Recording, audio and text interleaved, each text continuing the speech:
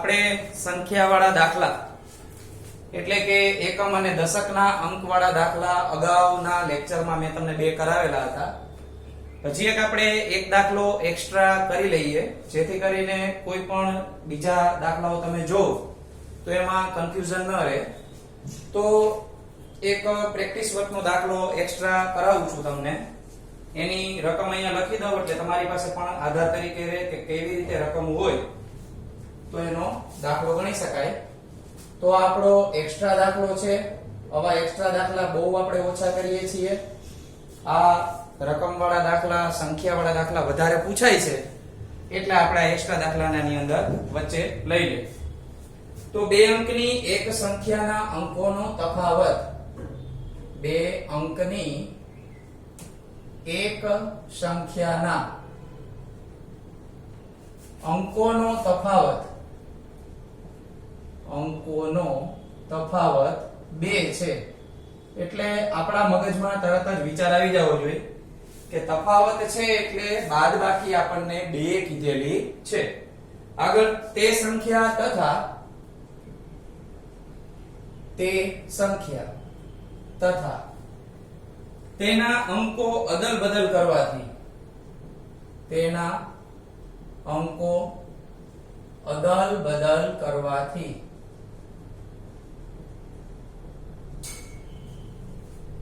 મળતી સંખ્યાનો સરવાળો,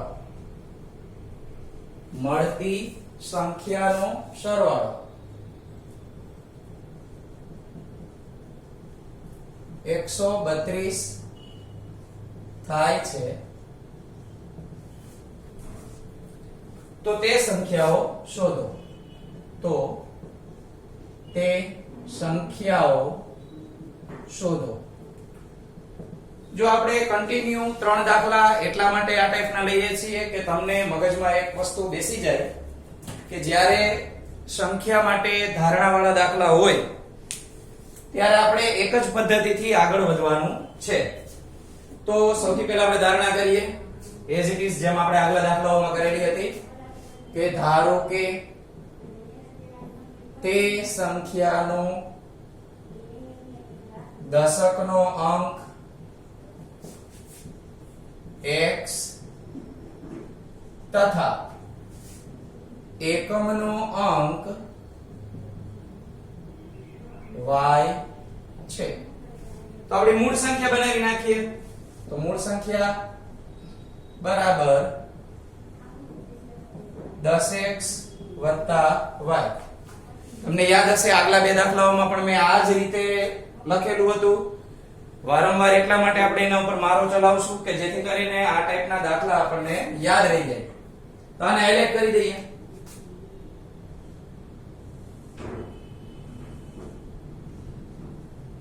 હવે રકમમાં આપણને કીધું છે કે આ અંકોનો તફાવત 2 છે. તો પહેલા આપણે એની એક વિગત પૂરી કરી લઈએ. તો આપણી શરત પહેલી, સંખ્યાના અંકોનો તફાવત 2 છે. તો આપણે આના ઉપરથી સમીકરણ બનાવશું x y બરાબર 2. સમીકરણ 1. ત્યાર પછી આપણે આગળનું વિધાન વાંચીએ. તે સંખ્યા એટલે કે આપણી મૂળ સંખ્યા તથા તેના અંકો અદલ બદલ કરવાથી મળતી સંખ્યા એટલે આપણે એને નવી સંખ્યા કહીએ છીએ. બંનેનો સરવાળો કરવાનો જેથી કરીને 132 થાય. તો આપણે સૌથી પહેલા લખી નાખીએ કે અંકોની અદલ બદલ કરવાથી મળતી નવી સંખ્યા એ થશે 10y x. આપણે આ બંનેનો સરવાળો કરવાનો છે એવું શરતમાં કીધું છે જે 132 થાય છે. તો શરતને પાછું આપણે આ રીતે તીર કરીને હાઇલાઇટ કરીએ. મૂળ સંખ્યા તથા નવી સંખ્યાનો સરવાળો 132 થાય છે. તો તો આપણી મૂળ સંખ્યા લખી નાખીએ 10x y, એમાં આપણે નવી સંખ્યા ઉમેરીએ 10y x બરાબર મળે છે 132. 10x માં આપણે 1x ઉમેરશું તો 11x થશે. અહીંયા આગળ 11y મળે અને 132. આપણે વાત કરી હતી એ રીતે કે જે અહીંયા અંકો મળતા હશે લગભગ સમાન સંખ્યા સાથે ભાગાકાર થઈ અને સમીકરણ નાનું બનાવી શકાય. તો આને પણ આપણે 11 વડે ભાગાકાર કરીએ એટલે સમીકરણ થોડું નાનું બની જાય. 11 વડે ભાગતા. તો હવે હું સમીકરણ 2 બનાવું છું. તો આને 11 વડે ભાગાકાર કરીએ તો x વધે, અહીંયા y વધે. આને 11 સાથે ભાગાકાર કરીએ તો આપણને 12 મળશે. આ સમીકરણ નંબર 2. બંને સમીકરણનો લોપ લેવા માટે આપણી પાસે સમીકરણ 1 માં -y છે, અહીંયા +y છે તો સરવાળો કરી દઈએ. તો લખીએ બંને સમીકરણોનો લોપ લેતા. તો પહેલું સમીકરણ x - y બરાબર 2. બીજું સમીકરણ x + y બરાબર 12. આ બંને કટ થઈ જાય. x માં x ઉમેરીએ તો 2x થશે. 2 અને 12 નો સરવાળો કરતા 14 મળશે. 2 ને આપણે સામે બાજુએ લઈ જાય તો x બરાબર 14/2 અને આપણને 7 x ની કિંમત મળે. ત્યાર પછી y ની કિંમત મેળવવા માટે કોઈ પણ એક સમીકરણમાં કિંમત મૂકીએ તો પ્લસ વાળું આપણે લઈએ તોય ચાલે, આ માઈનસ વાળું લઈએ તો પણ ચાલશે. તો સમીકરણ 2 લઈએ. સમીકરણ 2 માં x બરાબર 7 મૂકતા તો આપણે કિંમત મૂકીએ. અહીંયા આવશે 7 પ્લસ y બરાબર 12. 7 આ બાજુ માઈનસ માં જાય, 12 માંથી 7 બાદ થાય તો y ની કિંમત આપણને મળે 5. આ કિંમત મળ્યા પછી આપણે તો તે સંખ્યાઓ શોધો એવું લખ્યું છે. તો બે સંખ્યાઓ શોધવી પડશે. એક તો મૂળ સંખ્યા જે આપણે હાઇલાઇટ કરેલી રાખેલી હતી 10x + y. આમાં x અને y ની કિંમત મૂકીએ. x એટલે આપણી પાસે છે 7 અને y ની કિંમત 5. 10 7 70. 70 માં 5 ઉમેરતા આપણને મળશે 75. અને નવી સંખ્યા એ આપણી પાસે છે 10y + x. આમાં કિંમત મૂકીએ તો y ની કિંમત 5 અને x ની કિંમત છે 7. તો 10 5 50 પ્લસ 7 એટલે આપણને મળશે 57. તો આ રીતે સંખ્યાને લગતા દાખલા ઘણા બધા પ્રેક્ટિસ માટે તમે કરી શકશો. જેમ વધારે પ્રેક્ટિસ કરશો એમ ખ્યાલ આવશે તમને કે કેવી રીતે આપણને ટ્વિસ્ટ કરીને દાખલાઓ પૂછી શકે.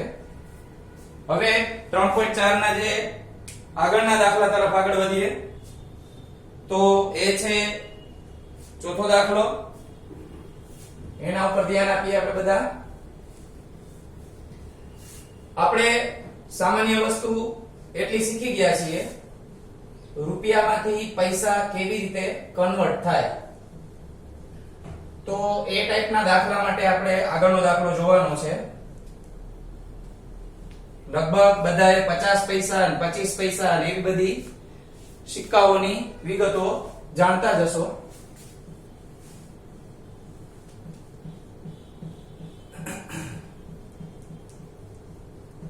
તો દાખલા નંબર 4 માટે આપણે રકમ ચેક કરીએ. સ્વાધ્યાય 3.4 માં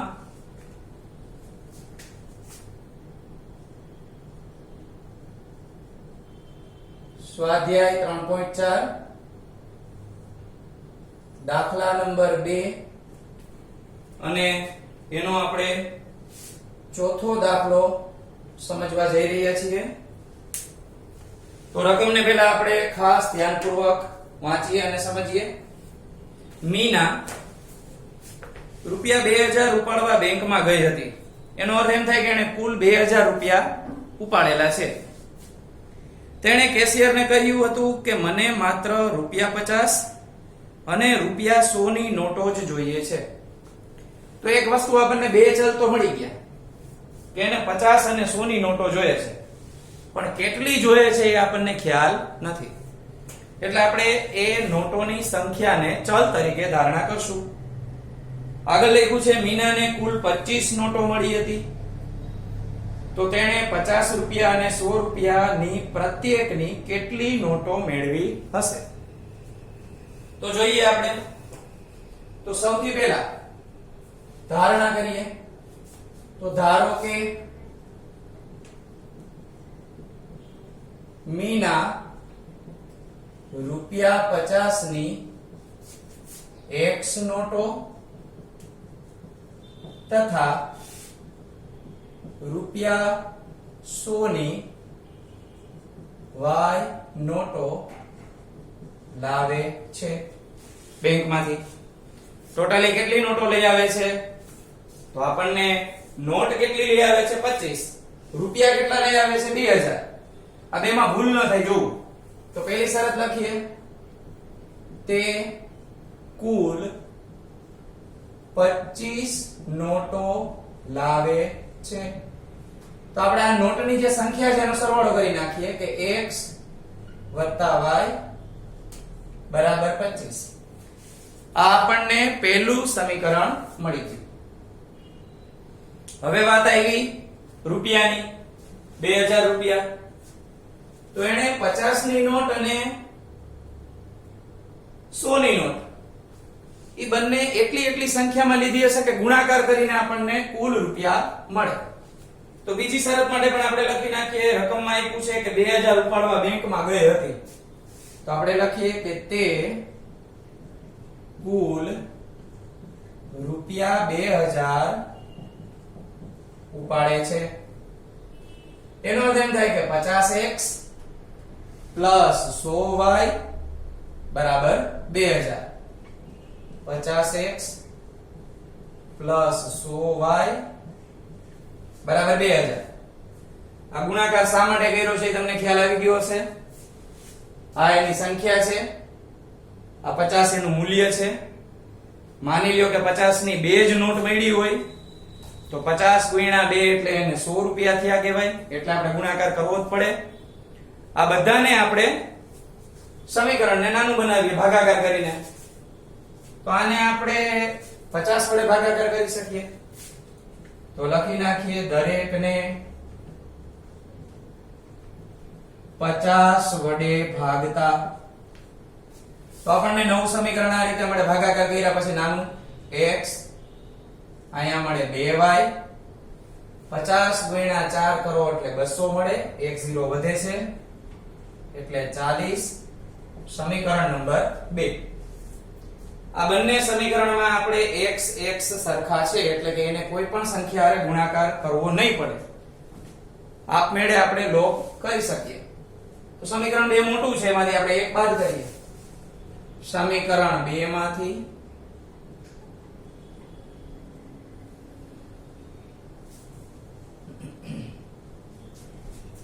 એક બાદ કરતા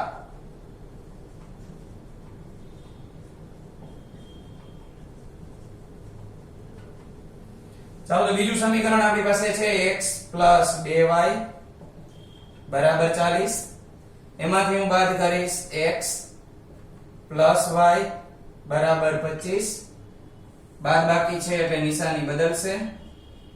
આ x નો લોપ કરીએ. 2y માંથી 1y જતા રહે તો ખાલી y વધશે. 40 માંથી આપણે 25 બાદ કરીએ તો 15 મળશે. તો y ની કિંમત આપણને સરળતાથી અહીંયા મળી ગઈ 15.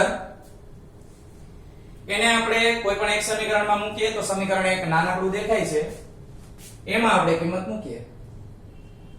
તો સમીકરણ 1 માં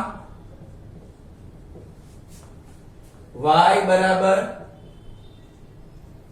15 મૂકતા તો અહીંયા 15 મૂકીએ x વત્તા 15 બરાબર 25 15 વત્તા છે સામે બાજુએ જાય તો ઓછા થશે 25 ઓછા 15 બાદબાકી કરીએ આપણે તો 10 મળશે x બરાબર 10 હવે x અને y મળી ગયા તો એને આપણે આપણા સ્વરૂપ મુજબ લખવું પડે કે કેટલી નોટો એને લીધી હતી તો ધારણા ઉપરથી 50 ની નોટ ને આપણે x ધાર્યા હતા તો લખીએ મીના ₹50 ની 10 નોટો તથા ₹100 ની 15 નોટો લાવી હશે તો આપણો પરફેક્ટ જવાબ અહીંયા પૂરો થયો ગણાય આપણે તાળો મેળવી લઈ ચેક કરી લઈએ 50 ની 10 નોટો એટલે 50 ગુણ્યા 10 એટલે 500 રૂપિયા થયા 100 ની 15 નોટો એટલે એના 1500 રૂપિયા 500 અને 1500 નો સરવાળો કરીએ તો આપણને 2000 રૂપિયા જે કુલ ઉપાડે છે રકમ એ આપણને મળી જાય તો આ રીતે આપણે આ દાખલો કર્યો ત્યાર પછીનો દાખલો જોઈએ આપણે જે 3.4 નો છેલ્લો દાખલો છે એના પછી આપણે ચોકડી ગુણાકારની રીત સ્વાધ્યાયની છેલ્લી રીત સમજવાની રહેશે તો હવે પછીનો જે દાખલો છે એ થોડો તર્ક શક્તિ ધરાવતો છે થોડો વધારે પ્રમાણમાં વિચારવું પડશે કે કઈ રીતે એમાં સમીકરણ બનશે તો એનો ક્રમ આપી દઈએ નંબર 5 હવે હું રકમ વાંચું છું એક પ્રતિષ્ઠિત પુસ્તકાલય પ્રથમ 3 દિવસનું એક પુસ્તકનું નિશ્ચિત ભાડું લે છે એટલે લાઇબ્રેરીની અંદર એ લોકોએ એવું નક્કી કર્યું છે કે 3 દિવસ તમે પુસ્તક રાખો એટલે એનો ફિક્સ ચાર્જ લે છે સપોઝ હું તમને ઉદાહરણ તરીકે કહું કે 50 રૂપિયા રાખ્યા છે તો 3 દિવસ તમે પુસ્તક રાખશો એટલે 50 રૂપિયા લઈ લેશે પછી તમે 3 દિવસથી વધારે પુસ્તક રાખો તો વધારાના પ્રત્યેક દિવસ માટે અતિરિક્ત ભાડું લે છે એટલે માની લઈએ કે આપણે 5 દિવસ પુસ્તક રાખ્યું છે તો 3 દિવસનો ફિક્સ ચાર્જ 50 રૂપિયા પછી રોજના 5 રૂપિયા લેખે આપણે ગણીએ તો પાછળના 2 દિવસના બીજા 10 રૂપિયા એટલે 70 રૂપિયા આપણે ચૂકવવા પડે એટલે ફિક્સ ચાર્જ અને પછીના 3 દિવસ પછીના જે દિવસો છે એનો વધારાનો ચાર્જ આપણે ગણતરીમાં ધ્યાનમાં લેવો પડશે પહેલી શરત આપી છે સરિતા 7 દિવસ પુસ્તક રાખવાના ₹27 ચૂકવે છે સુસી 5 દિવસ પુસ્તક રાખવાના ₹21 ચૂકવે છે તો નિશ્ચિત ભાડું અને પ્રત્યેક વધારાના દિવસનું ભાડું શોધો ફરીથી કહી દઉં તમને લોકોને કે છેલ્લી લીટીમાં જ આપણને શબ્દ આપેલા હોય કે તમારે ધારણા શું કરવાની છે તો છેલ્લી લીટીમાં એને લખ્યું છે તો નિશ્ચિત ભાડું એટલે એક તો નિશ્ચિત ભાડું ધારવું પડશે અને પ્રત્યેક વધારાના દિવસનું ભાડું તો આ બીજી ચલ રાશિ આપણે y તરીકે વધારાના ભાડાને ધારણા કરવી પડે તો લખીએ કે ધારો કે પુસ્તકાલયનું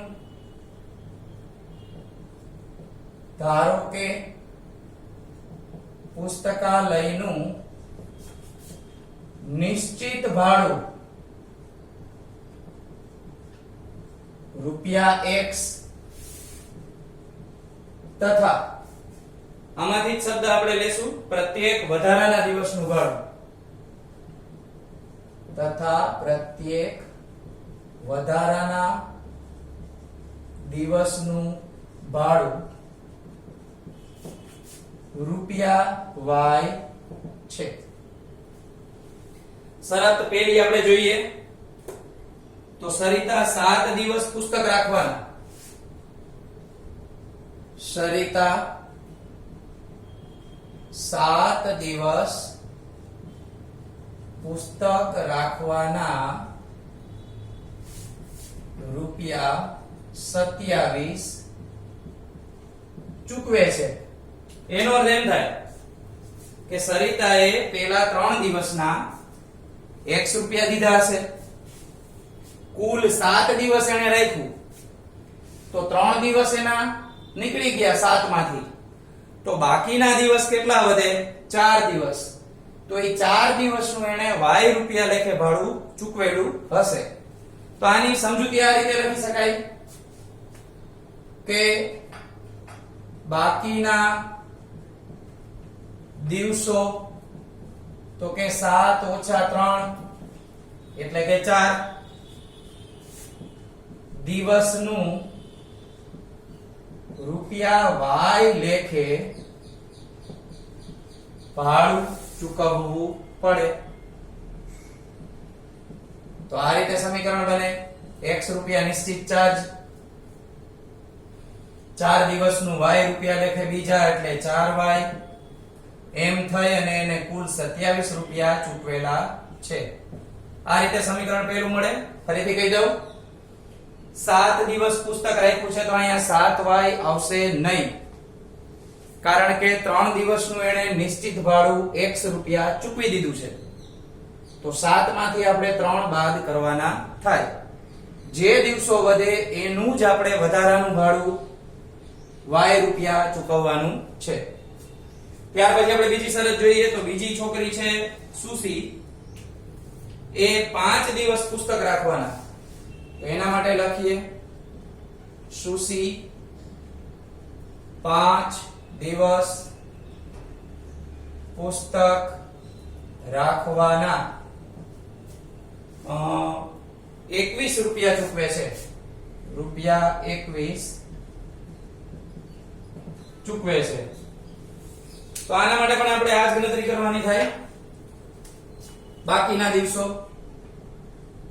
તો કે બાકીના દિવસો ગણતરી આ રીતે થશે કે કુલ 5 દિવસમાંથી 3 દિવસનું એને નિશ્ચિત ભાડું દઈ દીધું છે, એટલે હવે 2 દિવસનું રૂપિયા Y લેખે ભાડું ચૂકવવું પડે. તો સમીકરણ આ રીતે બને. X રૂપિયા તો એના ફિક્સ ચાર્જ છે, નિશ્ચિત ભાડું, પ્લસ 2Y અને બરાબર આપણે કેટલા રૂપિયા ચૂકવવાના થાય છે તો 21 રૂપિયા. તો અહીંયા આગળ 21, આ સમીકરણ 2. બંને સમીકરણનો આપણે લોપ લઈ લઈએ. બંને સમીકરણો નો લોપ લેતા x વત્તા 4y બરાબર 27, x વત્તા 2y બરાબર 21. નિશાની આપણે બદલશું, આ કટ થઈ જાય, 4 માંથી 2y બાદ થાય તો 2y વધે, 27 માંથી 21 આપણે બાદ કરશું તો 6 મળશે. બગડો ભાગાકારમાં જાય તો y ની કિંમત 3 મળે. ત્યાર પછી આપણે y ની કિંમત મૂકીએ સમીકરણ 1 માં. y બરાબર 3 મૂકતા તો આપણું સમીકરણ છે એમાં y બરાબર 3 મૂકીએ. x 4 કૌંસમાં 3 બરાબર 27. x 4 તેરી 12 છે, એ સામે બાદબાકીમાં જશે. બાદબાકી કરીએ તો 15 મળે. તો x આપણને મળી ગયા. તો જવાબ આપણે આ રીતે લખી શકીએ કે પુસ્તકાલયનું નિશ્ચિત ભાડું એ 15 રૂપિયા હોય અને વધારાના દિવસનું ભાડું એ આપણને y ની કિંમત 3 મળી. આ 3 હોઈ શકે. તો લીટીમાં પણ આપણને છેલ્લે એવું જ કીધું છે કે વધારા દિવસનું ભાડું અને નિશ્ચિત ભાડું મેળવો. તો આ રીતે તમે મેળવી શકો. 9માં પણ આપણે એક ટેક્સી વાળો દાખલો આવતો યાદ હોય તો. નેક્સ્ટ લેક્ચર થી આપણે ચોકડી ગુણાકારની રીત શરૂ કરવાના છીએ. જૂના દાખલાઓ બધા બુકમાં લખી લેવા. દરેક દાખલાઓ તમારી નોંધમાં હોવા જરૂરી છે. તો આવતા લેક્ચરમાં આપણે ચોકડી ગુણાકારથી શરૂ કરશું.